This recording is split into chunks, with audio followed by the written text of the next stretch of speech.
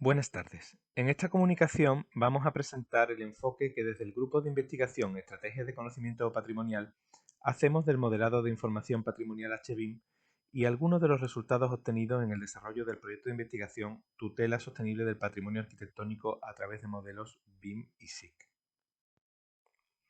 Nuestra premisa inicial es que la diferenciación de HBIM respecto de BIM no debería suponer más que una manera de destacar las especificidades de la arquitectura considerada patrimonio cultural respecto de la producción de arquitectura de nueva planta. Los procesos desarrollados en HBIM no deben ser ajenos a la efervescencia de propuestas que se desarrollan como BIM, por más que el trabajo sobre el patrimonio inmueble tenga un armazón conceptual y metodológico tan potente como el que pueda tener la producción de nueva arquitectura. Y lo pensamos así porque el hecho arquitectónico es único y, en consecuencia, ni un artefacto de nueva construcción es ajeno a la consideración patrimonial del entorno urbano o territorial donde se inserta, ni la restauración de un templo medieval ajena a la utilización de sistemas constructivos e instalaciones contemporáneas. Por lo tanto, la diferenciación de HBIM respecto de BIM sería una manera de destacar el protagonismo de lo patrimonial en la intervención, pero no una distinción radical. Nuestro trabajo se orienta, en consecuencia, en encuadrar el trabajo patrimonial dentro de la metodología BIM, intentando establecer las conexiones que permitan en el futuro poder considerar que BIM atiende a los hechos arquitectónicos en general, incluyendo aquellos donde la dimensión patrimonial sea protagonista. Sería deseable en reciprocidad que los desarrollos actuales específicos de BIM incorporaran la dimensión patrimonial de la arquitectura más allá de su identificación como mero edificio existente.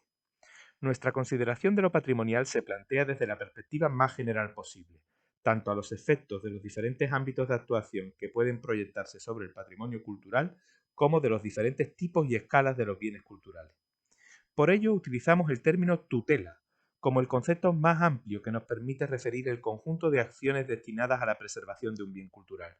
Estratégicamente diferenciamos 5 grandes grupos de acciones en la tutela: identificación, investigación, protección, conservación y difusión, aunque todos ellos se nos presentan de hecho entrelazados. Por lo tanto, nuestro trabajo pretende superar la prejuiciosa asociación de HBIM exclusivamente a la generación de modelos de alta precisión geométrica capaces de contener información. Desde nuestra perspectiva, HBIM está orientado a la acción sobre el patrimonio, en cualquiera de los ámbitos de la tutela, y por lo tanto debe tener la flexibilidad necesaria para dar una respuesta eficaz a las exigencias de la acción que se plantea. Así pues, podemos tener modelos HBIM orientados a la identificación de los inmuebles de un conjunto patrimonial, a la protección jurídica de un determinado bien, a una intervención de restauración o rehabilitación y a la gestión posterior de su mantenimiento, o a dar soporte a un proyecto de dinamización y puesta en valor. A alguno de esos aspectos o a todos ellos.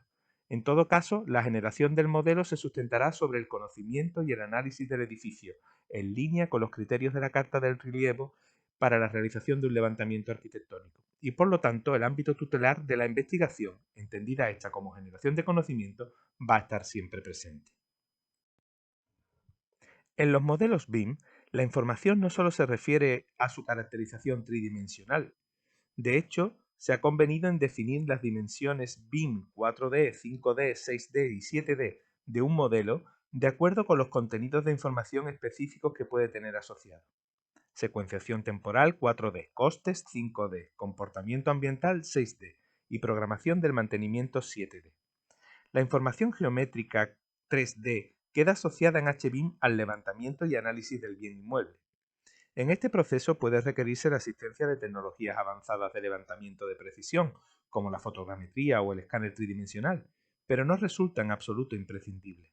De hecho, se considera que el modelo HBIM lo que exige en todo caso es un análisis arquitectónico de precisión, en el sentido de que resulta mucho más determinante en la construcción de un modelo la definición de una estrategia de modelado coherente con las claves patrimoniales del inmueble que el nivel de precisión alcanzado en su caracterización métrica y geométrica. Una nube de puntos de alta resolución o el modelo generado automáticamente a partir del mismo puede ofrecer una imagen fiel de la realidad, pero no necesariamente un nivel alto de conocimiento del bien patrimonial. Si el factor tiempo 4D de un modelo BIM es fundamental para el control del proceso de construcción y mantenimiento del inmueble, en HBIM adquiere una relevancia trascendental, pues es la característica que permite registrar la evolución temporal del bien cultural. convirtiéndose en un instrumento fundamental para la interpretación diacrónica del bien. En HBIM no podemos hablar de costes de construcción directamente, dado que obviamente el edificio sobre el que se actúa ya está construido. Así pues, la traslación de este aspecto al HBIM no es directa. Sin embargo, se puede establecer un paralelismo entre la estimación de costes propia del proceso de construcción con la estimación de costes de un proceso de intervención en un bien inmueble, aspecto que sí es posible considerar en el momento de fundación de un modelo HBIM. Los costes estarían asociados a las soluciones constructivas escogidas para resolver un determinado diagnóstico del bien. La atención a la dimensión ambiental, 6D, atribuida al BIM, implica la incorporación al modelo de aspectos que desbordan la consideración del edificio como objeto aislado y que condicionan su interacción con el medio en el que se inserta, desde su soleamiento hasta sus balances energéticos, pasando por el impacto del propio proceso de construcción. Pero en HBIM la referencia ambiental no puede limitarse a la consideración del medio natural, sino que debe ampliarse a su contextualización cultural. El contenido 6D del HBIM implica atender a las interacciones del bien con su entorno físico y cultural, en aspectos como la evolución histórica de sus infraestructuras básicas de suministro y transporte, de la obtención de los recursos económicos y materiales para su propia construcción y de su acción transformadora sobre el territorio. BIM incorpora también información 7D para atender al mantenimiento de la construcción. La traslación al HBIM es directa ya que el mantenimiento puede asociarse a las acciones de conservación preventiva, cuyo objeto es la preservación de los valores culturales del bien patrimonial. Pero de nuevo, al hablar de 7D en HBIM, no solo deberá atenderse a la conservación e intervención sobre el inmueble, sino también a la programación de las acciones de investigación, protección y difusión de sus valores. La complejidad geométrica y de información que pueden alcanzar los modelos BIM ha requerido la definición del concepto de nivel de desarrollo, LOD, para categorizar el nivel de complejidad que ha alcanzado el modelo. La traslación del concepto de nivel de desarrollo al HBIM no puede realizarse en términos de evolución del proyecto y construcción del edificio, puesto que éste ya existe, sino que debe referirse al nivel de conocimiento que se tiene del mismo y a las acciones de tutela patrimonial a las que este nivel de conocimiento puede aportar información suficiente. Así pues, al hablar de LOD en HBIM, sería más ajustado hablar de nivel de conocimiento, LOC, Level of Knowledge, puesto que el término sugiere, en línea con las teorías contemporáneas de intervención en el patrimonio, la necesidad de un conocimiento profundo del bien previo a la acción sobre el mismo. Para la categorización de los niveles de conocimiento se proponen 5 grados: LOC 100, LOC 200, LOC 300, LOC 400 y LOC 500, una denominación intencionadamente paralela a la empleada en metodología BIM con la voluntad de simplificar el repertorio conceptual generado en torno al mismo. El nivel de conocimiento LOC 100 está asociado a la identificación del bien patrimonial y a la investigación y generación de conocimiento sobre el mismo. El nivel de precisión gráfica alcanzado en este momento no es fundamental, ya que tanto un código simbólico a modo de marca o simple volumen serían objetos capaces de contener la identificación del bien y sus datos básicos, entre los que estarían, por supuesto, la localización y orientación georreferenciadas.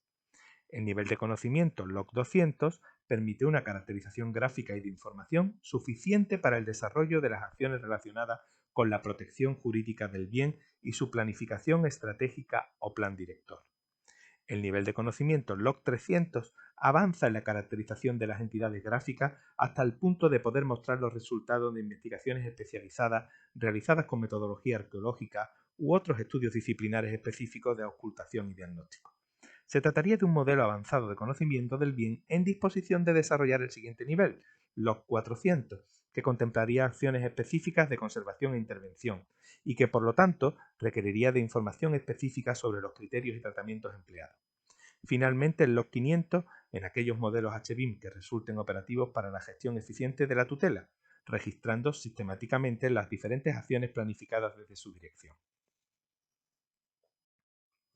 Sobre estos principios metodológicos hemos ido desarrollando diferentes modelos HBIM fundados para dar respuesta a determinadas acciones de la tutela.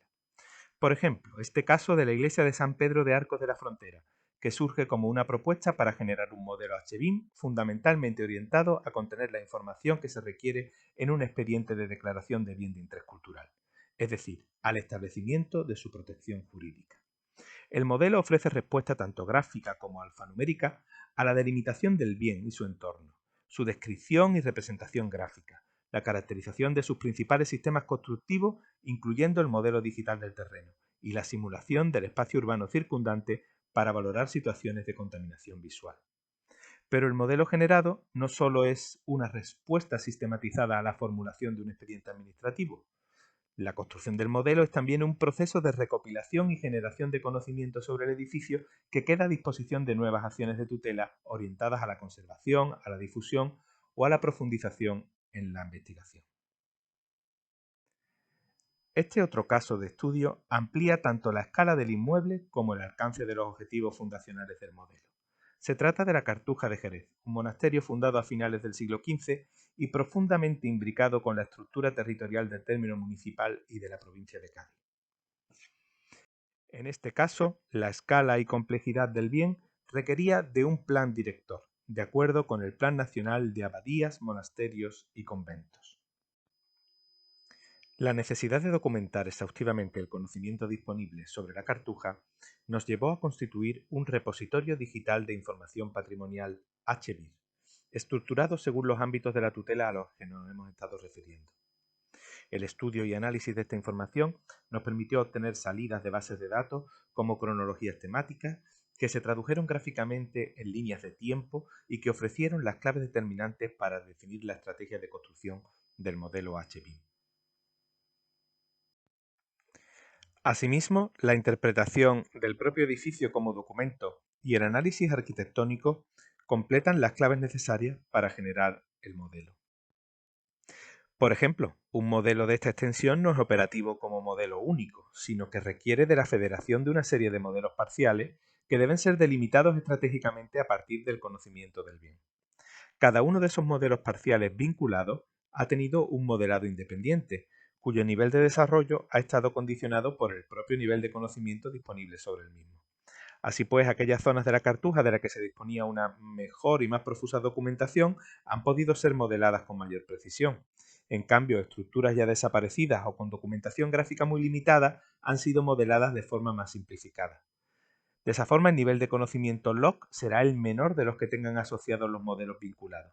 En este caso, sería el que habíamos definido como log 200, a pesar de que algunos de los modelos habían alcanzado un log mayor. El propio proceso de generación del modelo ha permitido realizar aportaciones al conocimiento de la Cartuja, retroalimentando el registro de información patrimonial constituido en su momento fundacional. El modelo generado en este punto está en disposición de ofrecer múltiples salidas de información orientadas a la documentación del plan director. Una de estas salidas es la que permite mostrar la evolución constructiva del conjunto y que es el resultado de la generación de tantos modelos como fases temporales se hayan definido en el análisis. Además de estas aportaciones, los aspectos de la tutela vinculados con la investigación encuentran nuevas posibilidades de desarrollo. Una de ellas sería el valor de las imágenes de síntesis generadas a partir del modelo, que permiten lecturas gráficas conjuntas de aspectos concretos del bien.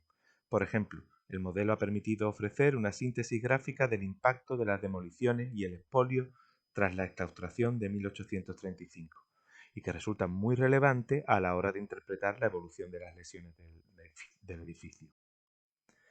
También, en relación con la protección, se ha definido con precisión las estructuras y espacios que forman parte del bien de interés cultural, una delimitación de la que actualmente carece y que queda predefinida como una de las vistas del modelo.